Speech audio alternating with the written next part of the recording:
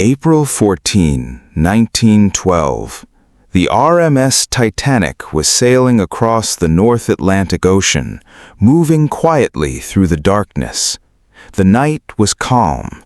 The sea was unusually still, so still that some sailors later said the water looked like glass. Inside the ship, more than 2,000 people were eating dinner, playing cards, dancing, or simply sleeping in their cabins. Most of them believed they were completely safe. They had every reason to believe it. The Titanic had a reputation as one of the largest and most advanced ships ever built. Newspapers had already praised it. Passengers had heard about its safety from the crew, from each other, from advertisements. But that night, in the freezing darkness of the North Atlantic, the Titanic was about to meet something that no engineer, no captain, and no amount of confidence could stop. Within a few short hours, one of the most advanced ships in the world would be lying at the bottom of the ocean. This is the story of the ship's final hours and how one night changed the way the entire world thought about safety at sea. To understand why the Titanic story shocked the world, we have to understand why people trusted it so completely. The Titanic was built in Belfast, Northern Ireland, by a company called Harland and Wolff. Construction began in 1909, and it took more than 2 years to complete. When it was finished, it was almost 270 meters long, longer than the height of many skyscrapers laid on its side. It was the largest passenger ship in the world when it entered service. It belonged to a British shipping company called the White Star Line. At the time, White Star Line was competing with a rival company for the title of the fastest, largest, and most luxurious ships in the world. The Titanic wasn't just a ship, it was a statement. Inside, the Titanic was designed to impress. First-class passengers could enjoy a heated swimming pool, a gymnasium, a library, and elegant dining rooms with crystal chandeliers. The staircases were carved from oak, decorated with gold detailing. For the wealthiest travelers, crossing the Atlantic on the Titanic felt more like staying in a floating palace than traveling on a ship. But the Titanic wasn't only for the rich. Down in the lower decks, in what was called third class, thousands of ordinary passengers, many of them emigrants, were traveling to the United States, hoping to build a new life. For many of these families, the ticket represented years of savings and enormous hope for the future. Their cabins were far simpler than those above them, but for many, this journey was the most exciting adventure of their lives. What made the Titanic especially famous, though, was its reputation for safety. The ship had a double-bottomed hull, and it was divided into 16 main watertight compartments designed to limit flooding if the hull was ever damaged. Because of this design, the Titanic had developed a reputation for being practically unsinkable. It wasn't official marketing language, it was more of a belief that spread among passengers, journalists, and even some experts of the time. That confidence would soon be tested in the most extreme way possible. On April 10, 1912, the Titanic departed from Southampton, England, beginning its very first voyage, what is called a maiden voyage. Thousands of people gathered at the port to watch the enormous ship leave the harbor. The atmosphere was full of excitement. Passengers waved from the decks. Families said goodbye to loved ones. For many, especially those in third class, this wasn't just a trip. It was the beginning of a completely new life on a different continent. The ship made 2 additional stops, first in Cherbourg, France, and then in Queenstown, Ireland, picking up more passengers along the way. By the time it left Ireland and turned toward open ocean, the Titanic was carrying more than 2,200 people, including passengers and crew. The destination was New York City. The journey was expected to take about a week. In the first few days, everything went smoothly. The weather was pleasant. The sea was calm. Passengers spent their time relaxing, socializing, and enjoying the extraordinary comfort of the ship. In the first-class dining saloon, formal dinners were served every evening. On the lower decks, third-class passengers gathered to share meals, play music, and talk about their hopes for their new lives. Meanwhile, in the ship's radio room, something important was happening. Something most passengers weren't paying attention to at all. As the Titanic sailed further into the North Atlantic, the ship's wireless radio operators began receiving messages from other ships in the area. The messages were warnings. Other vessels reported large fields of drifting ice, including icebergs, in the waters ahead. This wasn't unusual for the time of year. Every spring, ice broke away from the Arctic and drifted south into the shipping lanes used by transatlantic liners. Experienced captains were used to navigating around it. Throughout the day on April 14th, several of these ice warnings arrived. The wireless operators were also busy handling private passenger messages, and not every ice warning reached the bridge, the area where the ship's officers controlled navigation, in the same way or at the same time. The Titanic's captain, Edward Smith, was an experienced sailor with decades at sea. He was aware that ice had been reported, but rather than significantly reducing speed, the ship continued at a fast pace, close to its top speed. This decision reflected a common practice at the time. Many captains believed that visibility would allow them to see and avoid icebergs in time, even at night. As evening approached on April 14th, the temperature dropped sharply. The air grew colder. The sea remained eerily calm, so calm that lookouts would later say it made icebergs harder to detect because there were no waves breaking against them in the darkness. At 11:40 p.m., everything changed. High above the deck, in a small lookout post called the Crow's Nest, two sailors were watching the horizon in the freezing cold. Their names were Frederick Fleet and Reginald Lee. Suddenly, Fleet saw something rising out of the darkness ahead, a massive, shadowy shape. It was an iceberg, and it was directly in the ship's path. Fleet rang the warning bell 3 times and telephoned the bridge with an urgent message. "Iceberg, right ahead."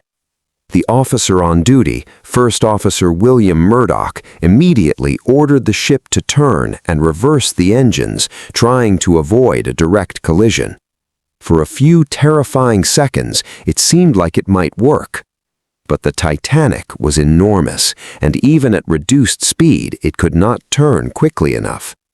The iceberg scraped along the starboard side of the hull, the right side of the ship, below the waterline, where nobody could see the damage happening. Many passengers barely noticed the impact. Some described feeling a slight shudder, almost like the ship had brushed against something. A few passengers playing cards later said their glasses rattled slightly. In the lower decks, closer to where the collision occurred, some crew members and passengers heard a louder scraping sound. At first, almost nobody understood how serious the situation was. But below decks, engineers and crew members quickly realized the truth. The damage from the iceberg extended across too many of the watertight compartments for the system to save the ship. Water began pouring in, faster than the pumps could remove it. Thomas Andrews, the ship's chief designer, was called to inspect the damage personally. After a careful examination, he delivered devastating news to Captain Smith. The ship would sink. Not might sink, would sink. He estimated they had somewhere between 1 and 2 hours. For a ship carrying over 2,200 people with lifeboats for far fewer, this was the beginning of a disaster. At around midnight, Captain Smith gave the order, "Prepare the lifeboats and begin loading passengers." This is where the disaster became even more tragic, because the Titanic did not carry enough lifeboats for everyone on board. Although the ship was legally following the safety regulations of the time, those regulations were outdated. The Titanic had only enough lifeboats for about half of the people on board. At first, many passengers didn't want to get into the lifeboats at all. The ship felt enormous, solid, and safe. Stepping into a small wooden boat into freezing dark water seemed far more dangerous than staying on the unsinkable Titanic. Some of the earliest lifeboats were lowered only partially full because passengers hesitated or crew members weren't sure how many people the boats could safely hold. As the night went on and the ship's tilt became more and more obvious, the atmosphere changed. Panic began to spread. Crew members started following the maritime tradition of women and children first, attempting to prioritize their evacuation. In many cases, this meant husbands were forced to say goodbye to their wives and children, staying behind on a ship they knew was sinking. Conditions were especially difficult in third class. Many passengers in the lower decks faced confusing hallways, locked gates meant to separate different ticket classes, and delayed information about how serious the emergency actually was. Some had to search through unfamiliar corridors just to find their way up to the boat deck.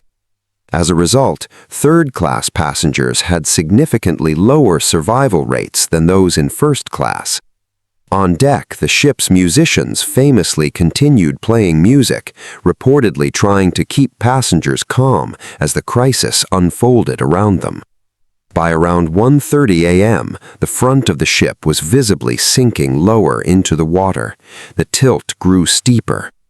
Officers fired distress rockets into the night sky, hoping a nearby ship would see them and come to help.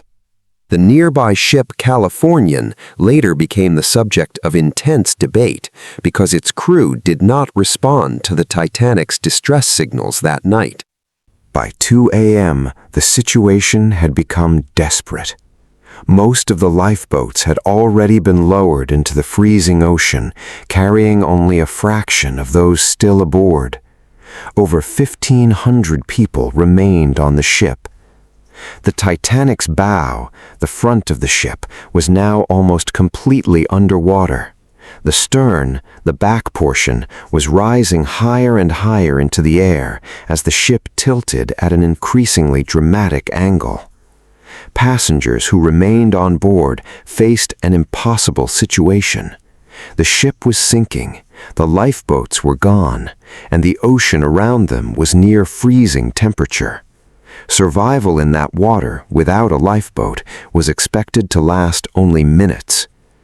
At 2:17 a.m., witnesses described a horrifying scene. The ship's structure could no longer support its own weight at such an extreme angle. The Titanic broke apart, splitting into two large sections. The bow sank first, disappearing beneath the surface. Moments later, the stern rose briefly before it too slipped beneath the waves. The Titanic was gone. What remained was the ocean itself and the lifeboats scattered across it, carrying those who had made it off the ship in time. At around 4 a.m., a ship called the RMS Carpathia arrived at the scene. Its crew had received the Titanic's distress signals and traveled through the night, navigating carefully around ice to reach the area as quickly as possible. More than 1,500 people died in the disaster, while just over 700 survivors were eventually rescued by the Carpathia, making it one of the deadliest peacetime maritime disasters in modern history. News of the disaster shocked the entire world. Newspapers published the story on their front pages. Families waited desperately at ports in New York and elsewhere for information about their loved ones. Investigations began almost immediately in both the United States and Britain, examining exactly what had gone wrong. The inquiries revealed serious problems: insufficient lifeboats, unclear emergency procedures, and a culture of overconfidence around the ship's supposed unsinkability. As a direct result of the Titanic disaster, international maritime safety regulations changed dramatically. New rules required ships to carry enough lifeboats for every single person on board. An international system called the International Ice Patrol was created to monitor and warn ships about dangerous ice in shipping lanes. Ships were also required to keep their radio equipment staffed 24 hours a day so that distress signals would never again go unanswered simply because operators were sleeping. For decades, the wreck of the Titanic remained lost, resting somewhere on the ocean floor, its exact location unknown. Then, in 1985, an expedition led by oceanographer Robert Ballard finally discovered the wreck, roughly 3,800 meters below the surface of the North Atlantic. The discovery reignited global fascination with the story. Expeditions explored the wreck, recovering photographs, artifacts, and new details about exactly how the ship broke apart. Some of these artifacts were later put on display in museums around the world, allowing new generations to connect with the story in a very direct way. The story of the Titanic, once a historical tragedy, became something the whole world could see again, frozen in the darkness of the deep ocean. Today, the Titanic remains one of the most famous stories in maritime history, a powerful reminder of how human confidence sometimes outpaces human preparation, and how one night can change history forever. History is not only about what happened, it's about what we can learn from what happened. And sometimes one story can change the world. Before we go, let's look back at a few useful words from tonight's story. Maiden voyage, a ship's first official journey. The Titanic sank during its maiden voyage. Watertight, completely sealed so that water cannot enter. The ship's compartments were designed to be watertight. Collision, a sudden, forceful meeting between two objects. The collision damaged the ship's hull below the waterline. Distress signal, a message or sound used to ask for emergency help. The crew sent distress rockets into the night sky. Evacuate, to leave a dangerous place for safety. Officers began the evacuation just after midnight. Hesitate, to pause because you're unsure or afraid to act. Many passengers hesitated before stepping into the lifeboats. Wreck, the remains of a ship, plane, or vehicle that has been destroyed. The wreck was discovered in 1985, resting on the ocean floor. Overconfidence, too much confidence, often leading to careless mistakes. Overconfidence in the ship's design played a part in the tragedy. Try using one of these words in a sentence of your own before you go. This was History Voice. Listen to history. Improve your English.